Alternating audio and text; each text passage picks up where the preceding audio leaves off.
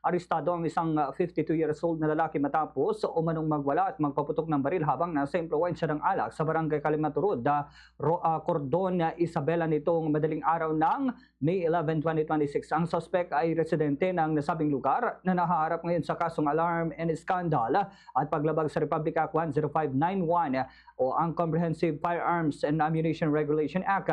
Sa panayam ng Bombo Radyo Kawayan kay Police Captain Federico Tulay, Deputy Chief of Police ng Cordon Municipal Station, sinabi nitong nag-ugat ang insidente sa isang inuman na nauwi umano sa mainitang komprontasyon sa pagitan ng suspect at isa pa nitong kasamahan. Ayon sa pulisya, sinubukan pa umanong awatin ng pinsan ng suspect ang dalawa upang hindi lumala ang tensyon. Gayunman, habang naglalakad palayo ang suspect ay bigla umano itong nagpaputok ng baril sa ere na nagdulot ng takot at pangamba sa mga residente sa lugar. Dahil dito, mabilis na humingi ng tulong ang mga barangay tanod at opisyal ng barangay sa mga otoridad.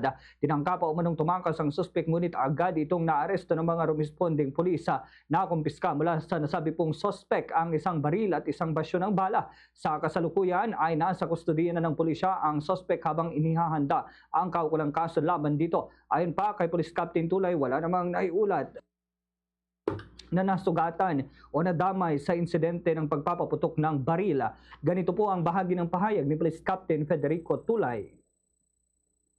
Kung naisampa na po actually yung kaso na yan dyan sa violation ng 11962 o yung alarm and scandal, and of course sinamahan po natin ng violation ng Republic Act 10591 dahil yung istorya po niyan ay yung kababayan natin ay nagpaputok umano ng baril dyan po sa may barangay Kalimaturod, at yun nga, pag-responde ng ating kapulisan ay na-recover po ring baril. At sa ngayon, ang update po niyan, Bombo Harold, ay naisampa na po natin yung kaso. Fast Radyo Bombo!